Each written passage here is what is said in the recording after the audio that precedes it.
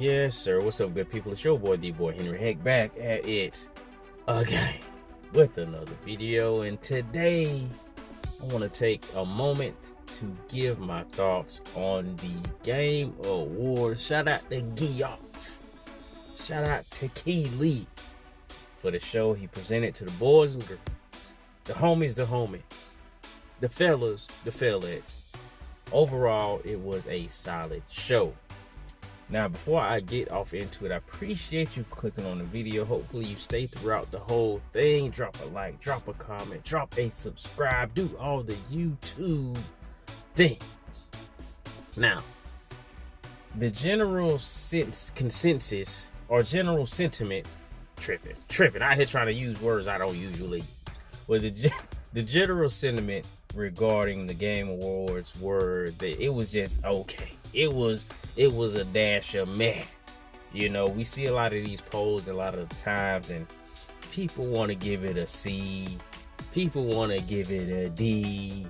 You know what I mean? People don't really want to rank these shows high for whatever the reason is. We see it a lot with State of Plays. We see it a lot with whomever does a show, except for Xbox. Xbox, I give it to them. Xbox get they fly.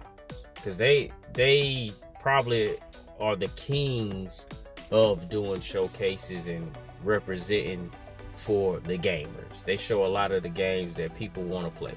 They might not come out. They might get canceled, you know what I mean? But they do put on for the people. But I think what it is that Geoff built this platform, and it's become now a cool thing to shit on Geoff. It's become a kind of, people have a FOMO, as it were, for, you know, shitting on things these days, from games and showcase, etc. So people don't really want to give the show its flowers, and it's just due, because a lot of the games were games to be, at least in my opinion, games to be excited for. And when I go into a show, because I'll just state this, I don't go into the Game Awards with excitement for who's gonna win what. I really couldn't be bothered with that. That don't mean nothing to me. The performances can be cool sometimes, but I don't go into it excited for performances. I'm there for the trailers and the reveals. I think that the Game Awards is an awesome platform to market the upcoming game, show new gameplays, trailers, announcements, whatever you want to do as far as showing a game. The Game Awards is the place to do it. It's a huge platform, and they kill it in that front. 98.9% of the times, the Game Awards kill it as far as showing off games for me to be excited about. And it's a lot of the times it's a big variety of games. They show some for everybody. We do nitpick a lot of the times about the pace. This time I think he pretty much nailed that pace.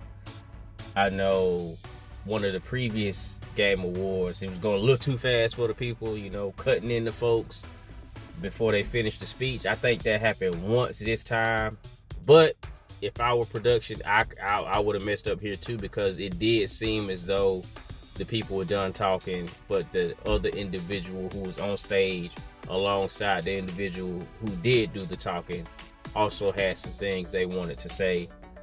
But that aside, overall, I think he's pretty much nailed the pace for these shows at this point.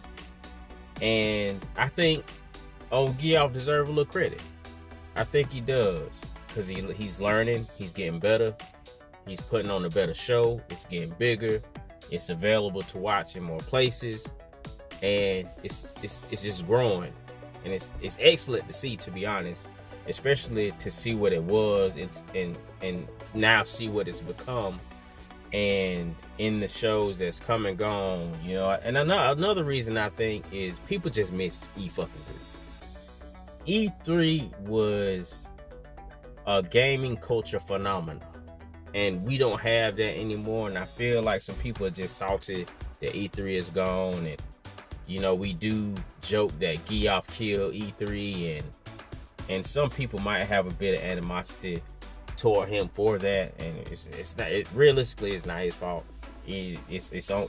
E3 failed because of E3. E3 isn't here anymore because of E3. They could have just as easily pivoted and evolved and done everything they had to do to survive and maintain. Because if Geoff were able to be the new kid on the block, come in here and continue to grow year after year after year, E3 was the big homie.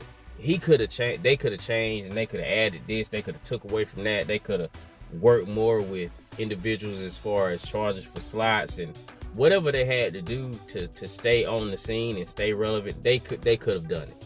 They could have done it, because the room that Geoff is picking up, because Geoff got 2 shows. He got the Summer Games Fest and he got TGA. You not finna sit up here and tell me that E3 couldn't have found a way to exist in betwixt. I'm not going for it. But it's just interesting to see. TGA ought be celebrated, even if you don't care about the awards, because I'm one of those individuals.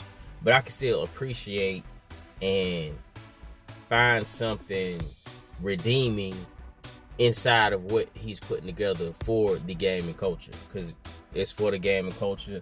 We do make a point to call out when it's a little too many. It's a little too many actresses and actors up in here, or it's a little too much dip on the chip with the musical performances and what they doing and the acts. But I'm wondering, I don't know. I was just sitting here thinking, and then some of the homies, shout out to Will 777JP, Nelson Gaming Culture, State of Gaming Podcast. They had a discussion about the Game Awards, and it got me thinking. It was like, why do people not view TGA in the esteem that it probably should be viewed in? You know, is it more so for the industry? Yes, but it's also for us. The award portion is for them. The reveals and trailers and showcasing as far as new games, that's for us, the gamer. That's why we here.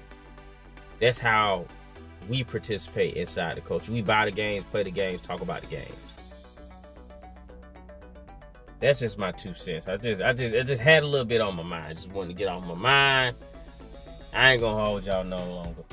Drop a like, drop a comment, drop a subscribe. How you feel? What's your thoughts about TGA? What's your thoughts on Geoff? Has he been a force of good for the gaming culture as a whole, or is he a leech? Is he a sickness? Should he be stamped out? You know what I mean? But I'll catch y'all outside the next one.